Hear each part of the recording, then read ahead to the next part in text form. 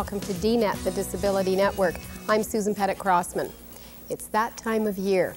People across the country are dealing with those T4s, T2201s, refundable credits, non-refundable credits, and other bureaucratic paperwork for the taxman.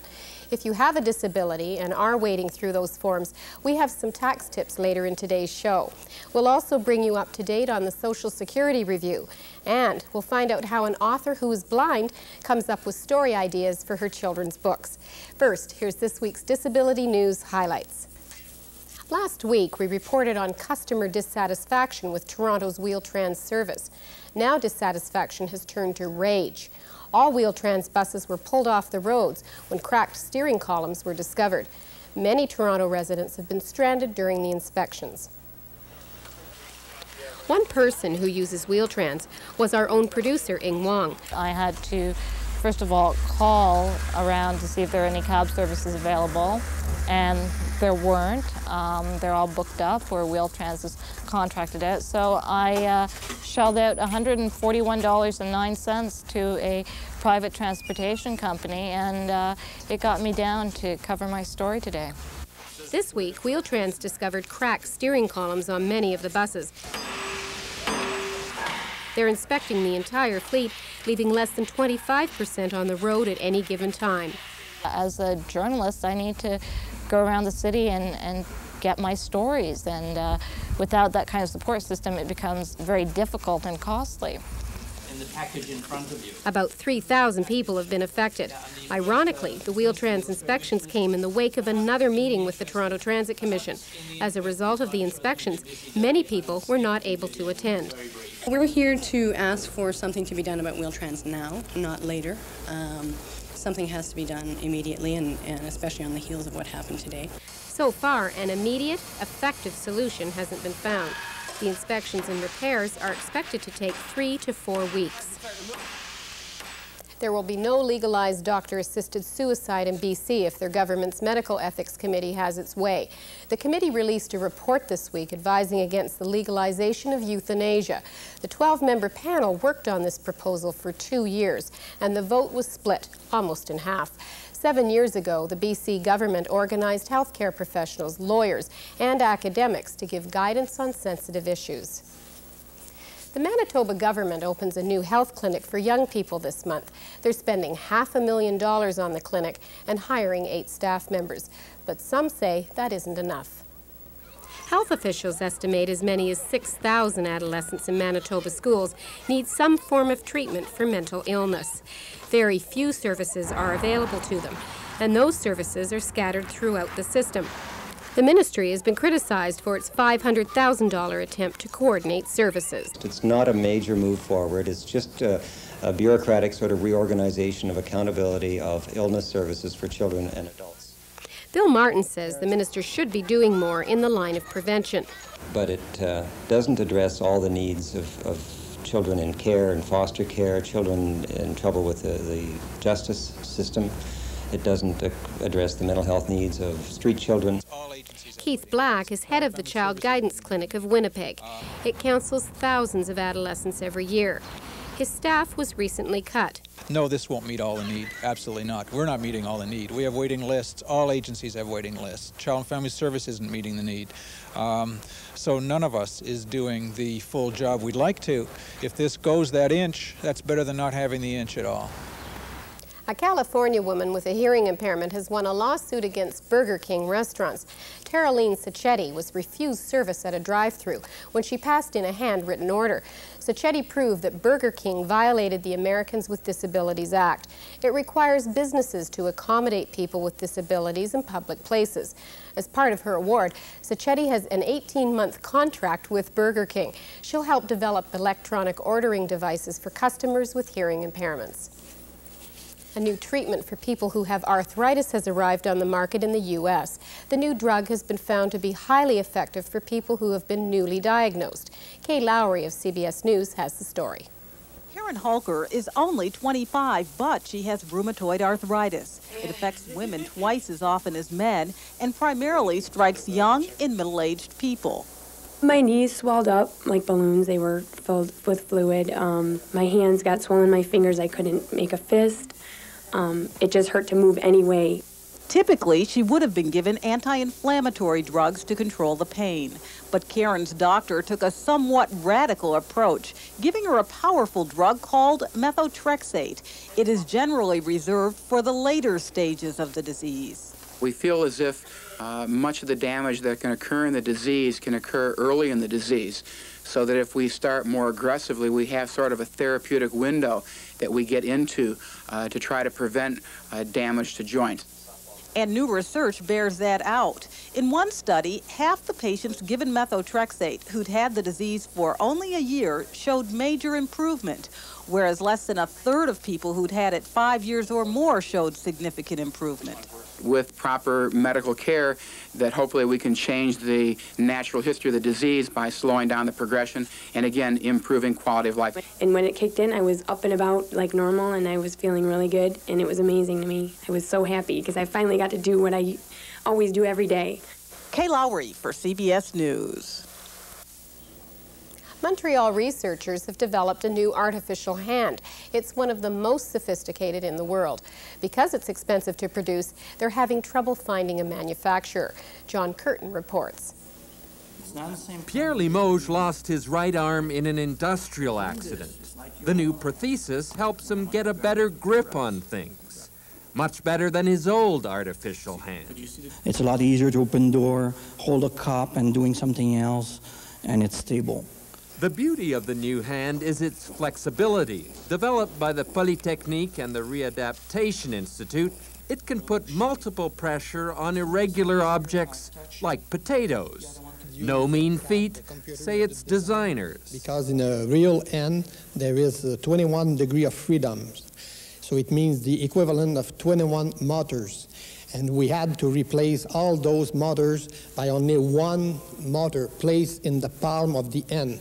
The prosthesis took 4 years and $300,000 to develop, but so far it isn't beyond the prototype stage.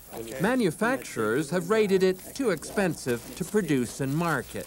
They are not interested to get more sophisticated just for the sake of getting more sophisticated, because they can make just enough money with their present design.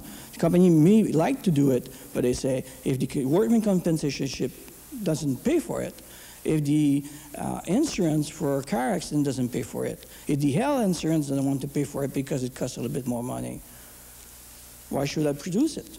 Why indeed, except that it makes a world of difference to people like Pierre Limoges. Paralympic and Olympic athletes were honored in Toronto this week. This integrated presentation pleased most participants, but some said the games themselves should also be integrated. Please welcome Rob Legacy. To be here alongside with Olympic athlete like Elvis Stoico, to me shows that people are starting to recognize that we are that type of athlete at that level. Thank you. Rob Legacy was a member of the bronze medal winning sledge hockey team.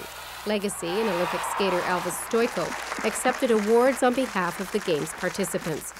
Seeing Elvis here and being together with an Olympic athlete is nice to see.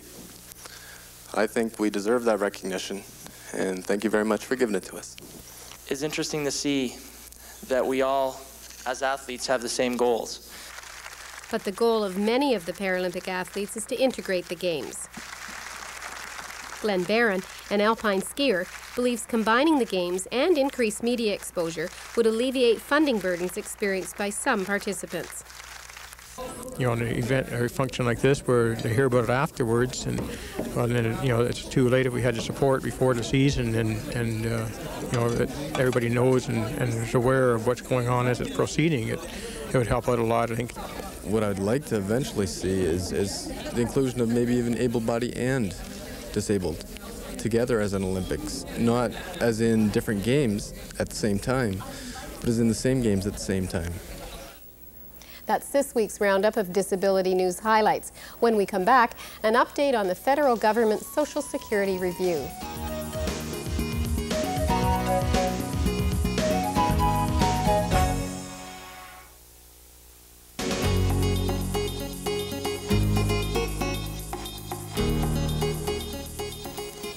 federal government announced its intention to overhaul the country's social security system, we've been following the story and how it affects people with disabilities. Here are the most recent developments. In order to cut its costs, earlier this year, the government announced it would undertake the most substantial changes to Canada's social security net in 50 years. The purpose is not to slash and trash. It's to renew and revitalize. And it said it would consult with Canadians about these major revisions. The right priorities is not to keep the people on the unemployment list and on welfare. It's to work to create some jobs. But already, significant cuts to reduce unemployment insurance and social assistance benefits have been made, and accompanied by protests.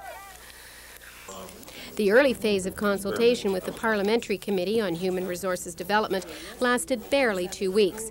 The Council of Canadians with Disabilities was one of those organizations able to present its brief in the small amount of time allotted. I think we've told the committee a couple of things. One, we want into the review. Two, we don't want separate systems designed for disabled persons. Three, that our view of equality means that all systems that are designed must be made accessible. And four, I think we said to them that the poverty that disabled Canadians continue to experience is unacceptable and has got to be addressed.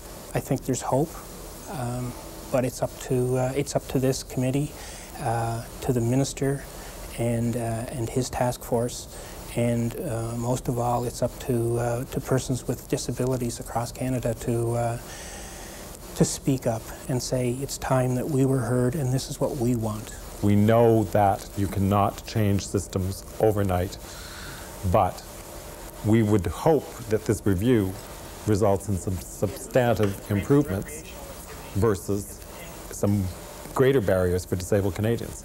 We want to be a part of this.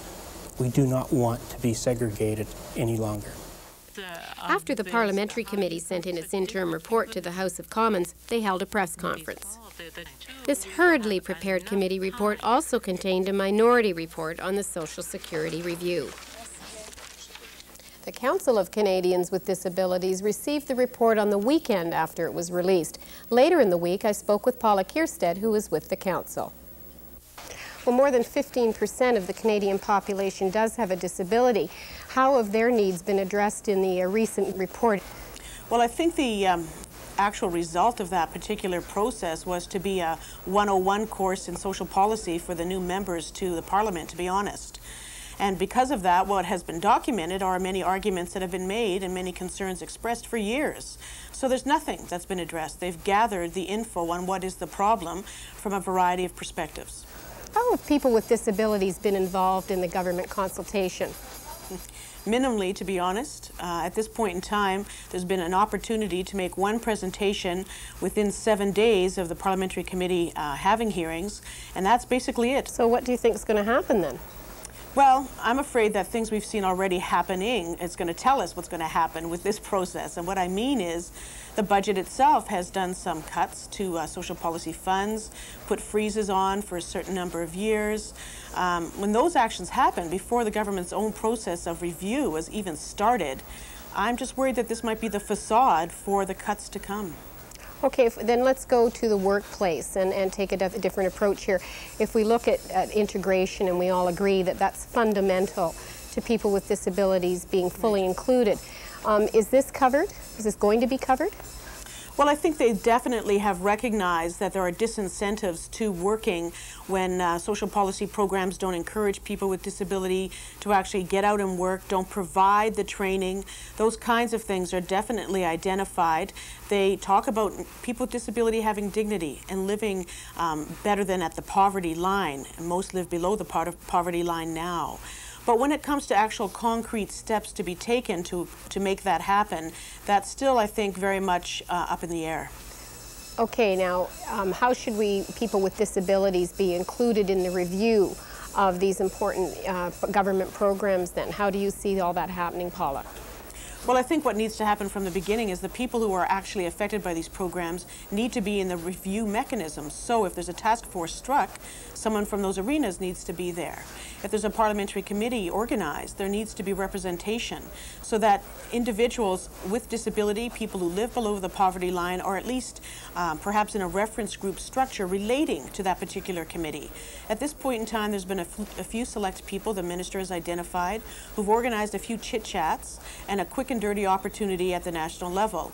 And right now there seems to be a routine going where there's an attempt at consulting, mechanisms put in place, but in fact we're wondering if some decisions have already been made and this is just the facade.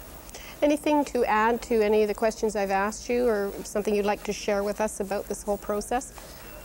Well, I think there's some intention on the government's part to actually make things better. I'm not quite sure which of the pressures will survive. For example, the report talks about a fairly balanced presentation as to views on this matter, views on that matter. What really happened, though, in our view, is 70% of the participants had a strong view that was similar about not cutting social policy programs, but in fact creating jobs. That's what the Liberal government promised, and I'm hoping that's what happens. People with disabilities are now waiting for Lloyd Axworthy's action plan. Will it be a plan that includes and integrates people with disabilities? The plan will be followed by 2 months of town hall meetings across the country.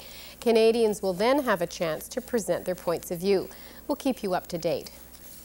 Coming up, tax tips.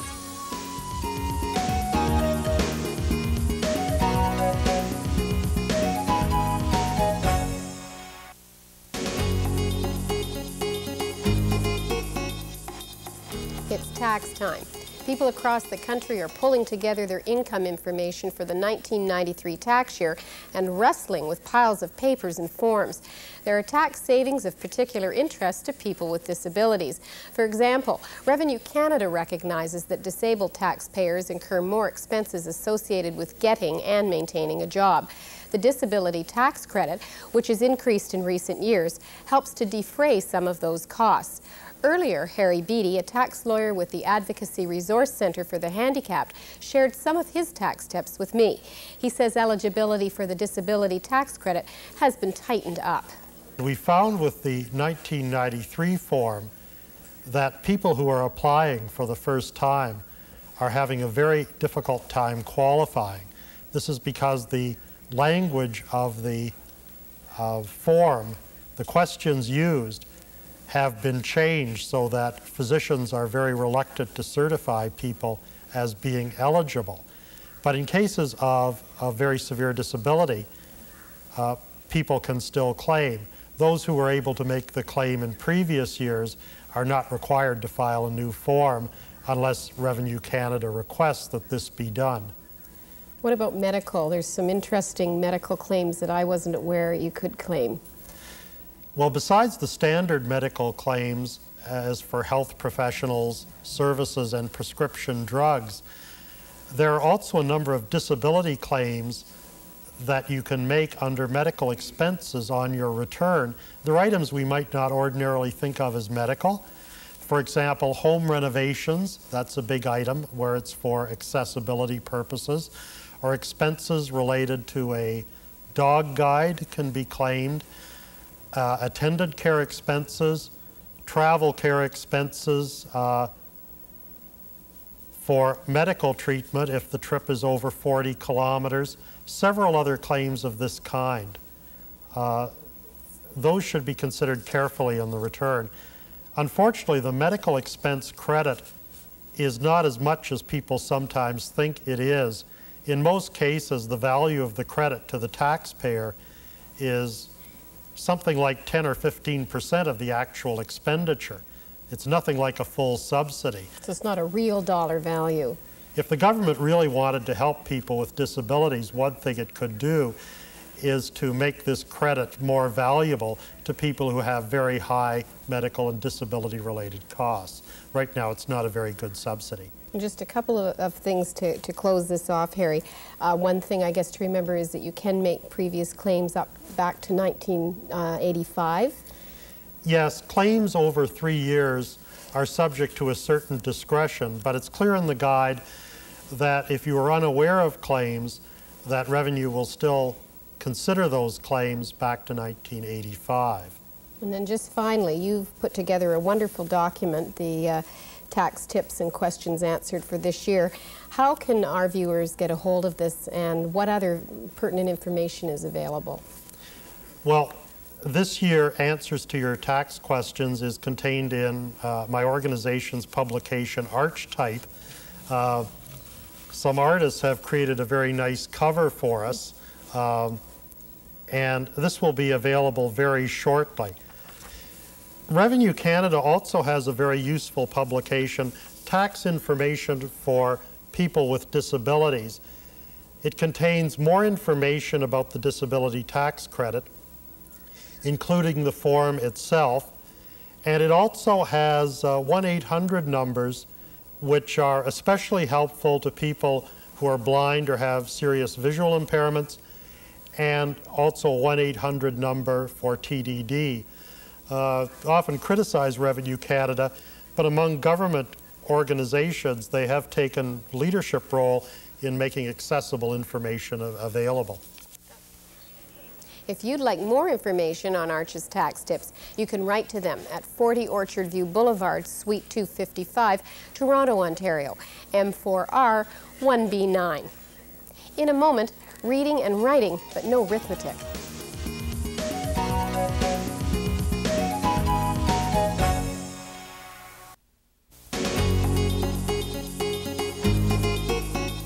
Students in Corner Brook, Newfoundland have picked up creative spark from author Jean Little.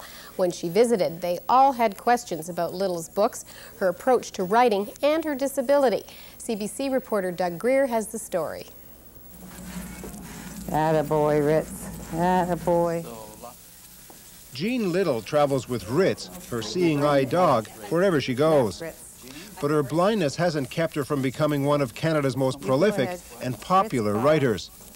At Humber Elementary, she teased the students about how their teachers picked them to meet her. Probably they picked the worst troublemakers so they could have a little rest.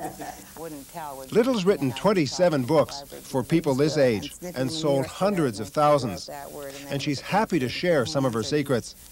The first time I write it, I just say they're mad. Second time, I make them have a fight right on the page. And took questions. Are you glad that you're an author? Oh, yeah. She wouldn't be anything else. To actually have a job that you love doing and somebody will pay you for. How blind are you? Almost completely, since birth. How do you write? On a talking computer.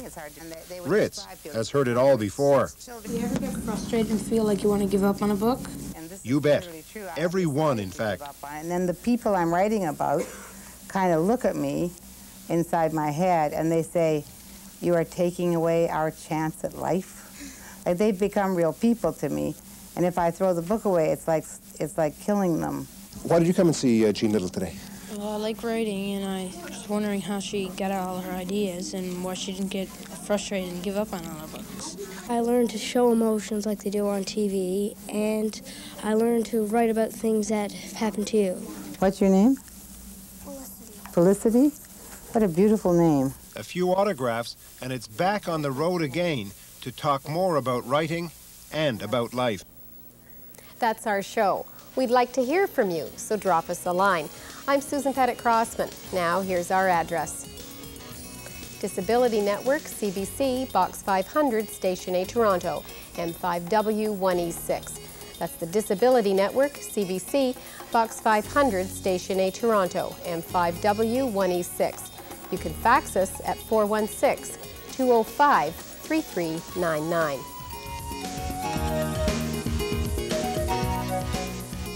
This program is brought to you in part by the Centre for Independent Living in Toronto and the Canadian Association of Independent Living Centres.